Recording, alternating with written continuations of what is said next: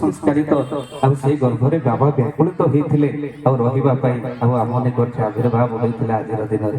କୋଟି ପ୍ରଣାମ କରିବେ ଆଜିର ଏ ତିଥିକୁ, ଯୋଉ ତିଥି ଆଜି ନିଶ୍ଚିତ ଭାବରେ ଧନ୍ୟ ହେଇଥିବ ତାଙ୍କ ପୁତ୍ରକୁ ପାଇବ ଆନନ୍ଦିକ ବାର ଧରିବ। ମାଙ୍କୁ ମଧ୍ୟ ଏ ମଞ୍ଚ ଉପରେ ଅନନ୍ତ କୋଟି ପ୍ରଣାମ କରୁଛି। ଏତେ ଅସୁସ୍ଥତା ଥାଇକି ମଧ୍ୟ ପ୍ରକୃତରେ ଏଇଠି ଆମେମାନେ ଆଉ କିଛି ଯୋଉ ଦାମ୍ପତ୍ୟ ଜୀବନ ବିଗିଡି ଯାଉଛି, ଯୋଉ ଦାମ୍ପତ୍ୟ ଜୀବନ ଏବେ ଅସଜଡ଼ା, ଆଉ କିଛି ମନ୍ତ୍ର ନବା ଦରକାର ନାହିଁ। ବାବାଙ୍କ ସହିତ ମାଙ୍କୁ ଦେଖି ମୁଁ ଭାବୁଛି 100 ଦାମ୍ପତ୍ୟ ନୁହଁ 1 ଲକ୍ଷ ଦାମ୍ପତ୍ୟ ସଜାଡ଼ି ହେଇଯିବ। ପ୍ରକୃତରେ ସହିତ କୋଉଭଳି ଭାବରେ ଜୀବନ ବିତେଇବା ଦରକାର।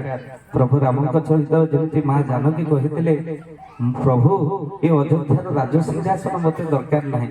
ଯଦି ସ୍ୱାମୀ ରାଜା ହୁଏ ମୁଁ ପରା ରାଣୀ, ମୋ ସ୍ୱାମୀ ଯଦି ଏବେ ବନଚାରୀ ମୁଁ ବନଚାରିଣୀ ହେଇକି ମଧ୍ୟ କୋଟି ଅଯୋଧ୍ୟାର ଆନନ୍ଦ ନେବେ। ଯଦି ବାବାଙ୍କ ସହିତ ଏତେ ସୁସ୍ଥତା ସହିତ ମା ନିଜେ ଛିଡା ହେଇପାରୁଛନ୍ତି, ଏଇଠି କୋଟି ପ୍ରଣାମ କରିବେ ଆଜିର ଏ ସମୟକୁ। ଆଉ ଆଜିର ଏ ପ୍ରକୃତ ବଡ ଶିକ୍ଷା ଜଗତ ପାଇଁ ପ୍ରକୃତରେ ସେ ଆଜି ଜନ୍ମଦିନରେ ଏତେ ଆନନ୍ଦ ହଉଛନ୍ତି ଆମ ଘରେ ଶୋଇ ରହିବି, କିନ୍ତୁ ମା ଆଜି ଅସୁସ୍ଥତା ଭିତରେ ମଧ୍ୟ ତାଙ୍କ ବାବାଙ୍କ ସହିତ ଅଛନ୍ତି। ମାଙ୍କ ଶରୀର ସୁସ୍ଥ ହେଇଯାଉ। ଗୋଟେ ହରିବୋଲ ଏଇଠି ପ୍ରଣାମ କରୁଛି ସମସ୍ତ ଶିଷ୍ୟମାନେ। ଗୁରୁ ଭାଇ ଆଉ ମଞ୍ଚ ତଳେ ବସିଛନ୍ତି ଓଡ଼ିଶାର ସୁବିଖ୍ୟାତ କଣ୍ଠଶିଳ୍ପୀ ଶରଦ ଭାଇ, ଗୋଟେ ପ୍ରଣାମ କରୁଛି ସମସ୍ତ ଆର୍ଟିଷ୍ଟ ମାନଙ୍କୁ ଯିଏକି ବାବାଙ୍କୁ ବହୁତ ଭଲ ପାଇ ଆସିଛନ୍ତି। ଦିବ୍ୟ ମାଙ୍କ ସହିତ ପ୍ରେମ ସାଗର ବାବା, ହରିକେତ ମହାରାଜ, ଅନେକ ସାଧୁ ସନ୍ଥ ମାନେ ଆସିଛନ୍ତି। କେବଳ ସ୍ନେହ ଆଉ ମମତା ଯାହାକୁ ବାବା ଉଜାଡ଼ି ଦେଇଛନ୍ତି ଆଉ ତାକୁ ବୋଧ ହୁଏ ଫେରେଇବା ପାଇଁ ଆସିଛନ୍ତି। ବହୁତ ଆନନ୍ଦିତ ବାହାର ହରି ସମସ୍ତ ପ୍ରଣାମ କରୁଛି। ଓମ୍ ଗୁରୁ ଜୟ ଜଗନ୍ନାଥ। ସମସ୍ତ ଟିକେ ହାତ ଟିକେ ଦବା, ହାତ ସମସ୍ତେ ଟିକେ କହିବା ବୋଲିଏ ଜଗନ୍ନାଥ ଭଗବାନ କି।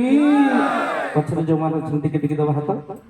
ହାତ ଟେକିଲେ ସମର୍ପଣ, ଅଧା ହାତ ଟେକିଲେ ହଇରାଣ, ବିଲକୁଲ ନ ଟେକିଲେ କୃପଣ। ବୁଝିପାରିଲେ ତ? ହାତ ଟେକିଲେ ସମର୍ପଣ, ଅଧା ହାତ ଟେକିଲେ ହଇରାଣ, ବିଲକୁଲ ନ ଟେକିଲେ କୃପଣ। ଆଉ ଆମେ ଏମିତି ଗୁରୁଙ୍କ ପାଖରେ ଅଛୁ, ହାତ ଟେକି ଦେଲେ ସବୁ ଦେଇଦେବ।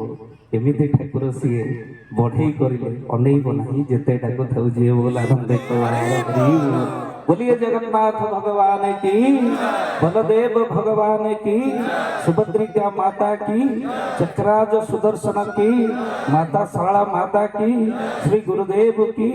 ईश्वर कल्याण हो बोल आनंद एक बार, विश्व धर्म प्रतिष्ठा हो बोल आनंद एक बार, विश्व शांति प्रतिष्ठा हो बोल आनंद एक बार।